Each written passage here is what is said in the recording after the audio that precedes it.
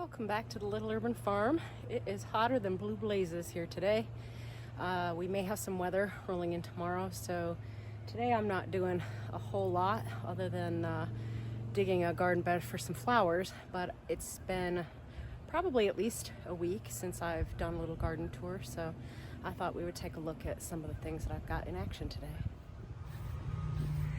One of the things I'm doing, you guys probably remember the day that it rained. I was putting down some cow manure. I have another bag, and these are the asparagus that almost every single one of them ended up coming up, except for that one there with the tomato cage upside down.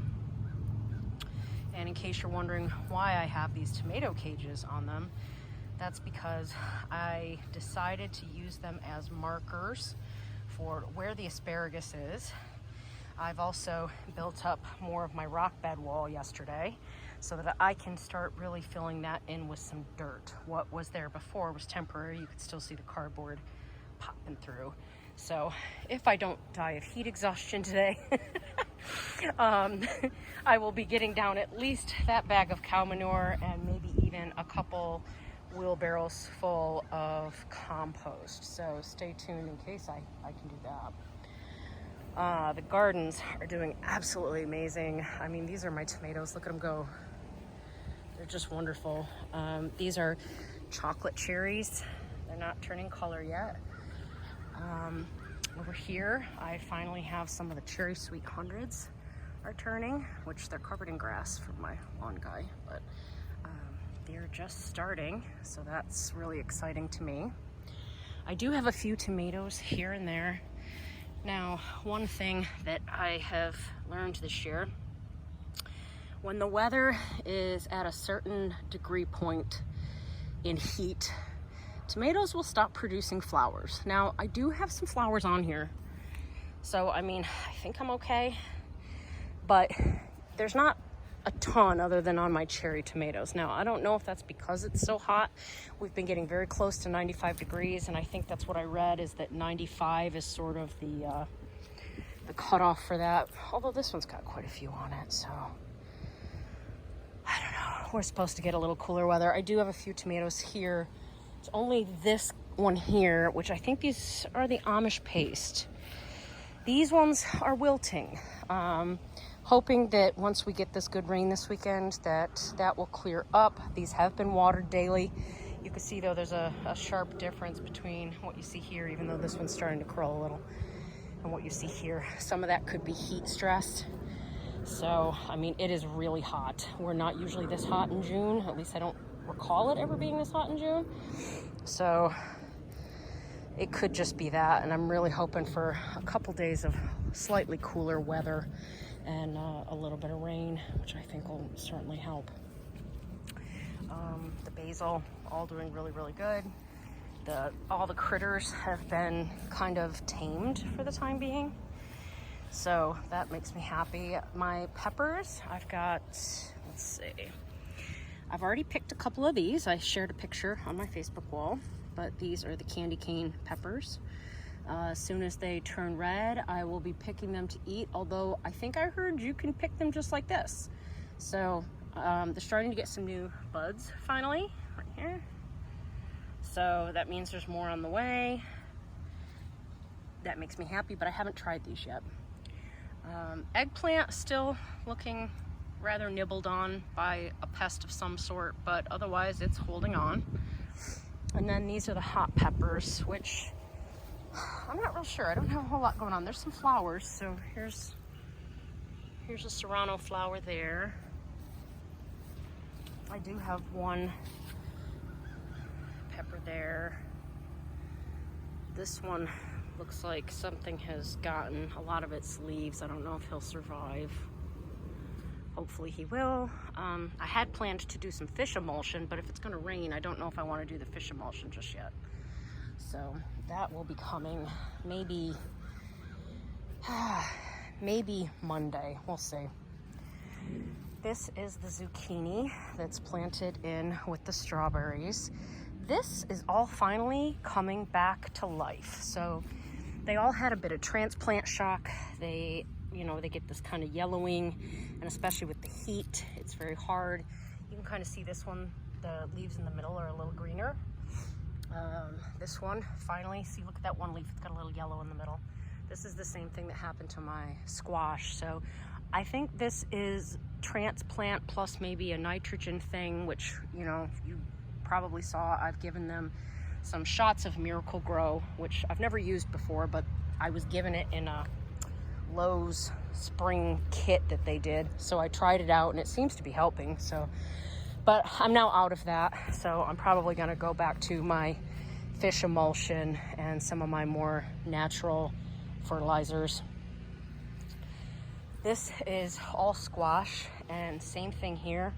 You can see some of them still have some of the yellowing leaves, but look at that, right in the middle, nice and dark green. Some of them over here are starting to get bigger finally. I've also checked the leaves. I've not found any more eggs or any more of the squash bugs, so doing really fantastic there. The beans, I planted some new ones and they're popping up. Those are looking good. This one's a little slower. It might just be because it's getting a little bit of shade from that. This one's getting a tad more sun. Over here is where the deer sheared them off. So there's some flowers though, and there's some new leaves in there, so I think they might be all right. These are the original squash, the ones that I didn't think were gonna make it. Ha ha ha, just kidding, they're doing fantastic.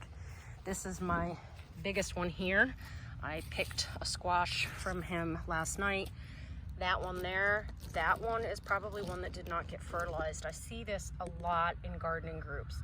When this happens, guys, that likely is because it did not get pollinated all the way, or at all. So there are two types of flowers on a squash. This one here, see the baby fruit on the bottom? That is a female flower.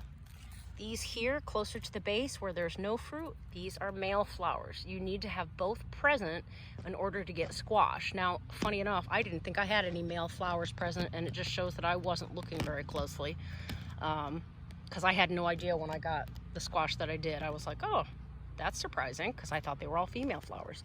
So thankfully for me, I've got a squash I can eat now, and these are doing fantastic. As far as squash borers, I have not seen those yet this year. I put up a trap. I'm keeping my eyes open for them, but so far so good. One more thing to note, I do have tomato cages on these. Not on all of them. That one was too big. And then I ran out of a few over there, and I don't know if I'll get over to get any more. I saw online that people are growing these vertically. You can stake them. I tried staking them last year. I had mixed success with that. It didn't always work very well for me. But I saw that you could actually use a tomato cage. And so that's what I'm doing here. You can see it's kind of a challenge. You know, you got to kind of pull everything up through and try to keep the stems straight. This one's already going off kilter, so I don't know how well this is going to work, but I'm certainly going to keep futzing with it, and if I figure out a good way to do it, I will definitely let everybody know. Here's my okra. Now, here on the edge, all the okra are missing their tops, and again, I think that's from my little friend Diana, the deer. So she has been back almost every night. She wasn't here last night, but she's here most nights, and she's staying mostly away from the garden. That first or second night she didn't, but I've put my walking onions here, which, by the way, look at these. They're getting ready to walk. That's what happened. These are, all parts of this plant are edible. They do this and they fall over, and these plant in the ground, and that's what they do. In fact, that was a bulb that I planted. A friend gave me a few more bulbs, so I stuck them in there. But anyway, onions are supposed to be a pretty good deterrent, so I put that in front of the okra just to hopefully get them to leave that alone. Over here is the cucumbers. These are finally doing something. I've still got a few that look a little gnarly in there, but they're finally doing something. I need to create a trellis for them finally. I had hoped to do it today, but if we get this rain, I'm not sure if I'll have time. So that is now becoming a ticking time clock for me. I need to really, really get that done. And then over here, these are the black raspberries. These are doing pretty good. That one there, the little one here, that's the one that I bought from Walmart. That one's doing horrible. I don't know that you'll catch me buying those things from Walmart ever again. The ones that my parents brought me look fantastic, except for one thing. A lot of these are sheared off again. I doubt that that is a deer. My guess is maybe that is a Japanese beetle. I don't know for sure. I haven't seen any over here. I also planted some chives in here to do my best to keep them away. So I don't know. I don't know what's doing that. I'm gonna keep an eye on it. These are the tomatoes that are the Yellow Pear Tomatoes. These are doing really good. I mean, there's already some coming on down there. There is some yellowing leaves. These I probably need to come through and trim off. One thing that I have learned about yellowing leaves, I know everybody wants to rush and call it blight. I don't know that it is. I'm finding that, well, first of all, the lower leaves, the ones that are lower down on the plant, the ones that are down here typically take the brunt of like getting the energy sucked away from them, and they also get the splashback from the ground. That's where all your bacteria and stuff is. So that tends to get up on these leaves and causes this kind of stuff. So I always trim my lower leaves. I didn't trim that one just because it was right underneath this batch of tomatoes right here. But I've also noticed that I get quite a bit of yellowing whenever there's a sucker that grows out. So if I were to let that grow, eventually this one here starts to get kind of yellowed and starts looking kind of crappy. Again, I don't know if that's just coincidence or if that's really just what happens. You know, here I can't explain why that one's pretty high up and it's doing it. So I don't know. I got to get my shears and come do a little bit of trimming just to be sure on those. So turning around here, these are the hibiscus roselles. These are just doing their thing. I don't know, there's not really much to report on them. They're still holding strong. I put tomato cages around them to keep the deer off and to give them a little bit of support because I think they grow a bit like okra. So that's why there's tomato cages on there. Also to let my lawn guy know not to whack them. And my rhubarb is doing pretty good here so far. It's not getting much bigger, but it's holding on, so that's cool by me. I think I picked the absolute worst day to do this. I am dying. But the delphinium that I bought clearance not too long ago is there. I think I'm gonna plant it along this fence, along with that lavender, so that they can fill up here right underneath the window. But I gotta tell you, I need a break and I need water. So I was able to get this garden dug in. Put the lavender on the end. It looks terrible because it was in that pot and they don't like to be transplanted apparently. So we'll see if that one comes back. I may have to trim it back this fall because it's never been trimmed. And those are the delphinium that I planted. So that's looking good. The other thing I got done was this. Whew. And of course I picked one of the hotter days to do it, which is insane, but at least now it's done. So now if we get that good rain tomorrow, this will all get sort of packed together. The nutrients will go down. It'll be good for the asparagus. And now that I know where all the asparagus is, the only one missing is that one there. So I've left a little bit of a hole, but this looks pretty good. I'm happy to have that all taken care of now. And the only thing I'm not so sure about is some of the weeds. Some of the weeds are popping up in there, so I'm gonna have to stay on top of that, but that's all right. One more thing we're gonna do together since I mentioned it is I've got my trusty shears and we're gonna trim some of these yellowing, terrible looking leaves because they just are not looking good, and if they're diseased, we don't want them in here.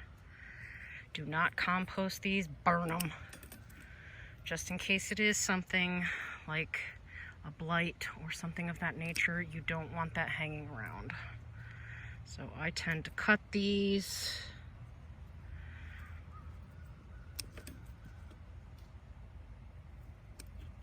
Even some of these are newer ones at the bottom, and I'm not even sure that I need any more, so I'm just gonna pull them out.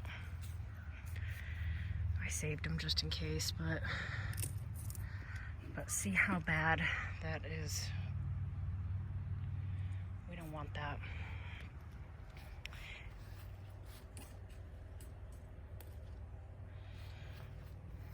So I'm going around and trimming. Some of these, I get a little nervous if they get too high up to trim, but that's all right. It's just gonna give the plant more airflow. Half the time I think trimming it makes it healthier.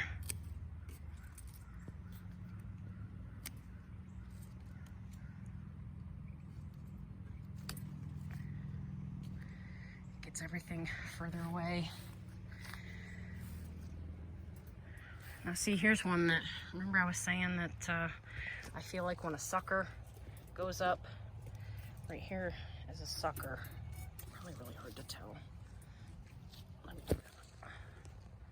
That was a sucker that grew in the middle there. And the leaves that are doing shitty are the ones that are offset from that.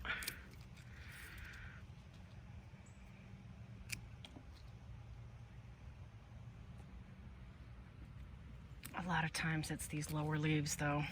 They're lower branches, I should say. Sometimes this could be caused from something chewing on it. There's no telling. You know, the bugs are just starting to come out, so we're just doing everything we can to give these guys a good fighting chance.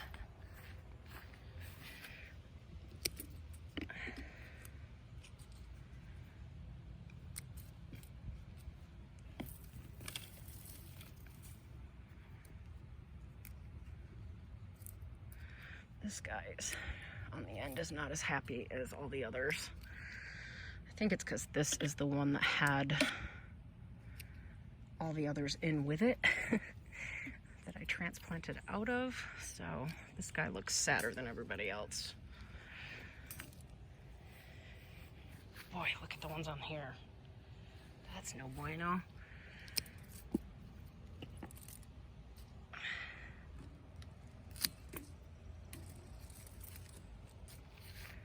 See, here's another one, sucker, and then look at the leaves. I'm telling you, transfers that energy to the wrong places. Not always. I mean, that's not always what is causing it, but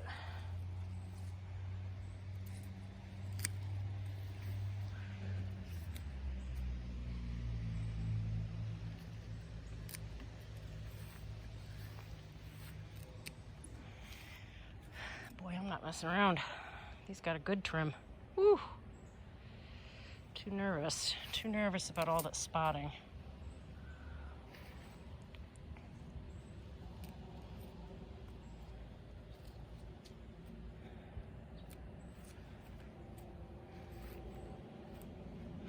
All right, that's a bit better. I think everybody else can, well,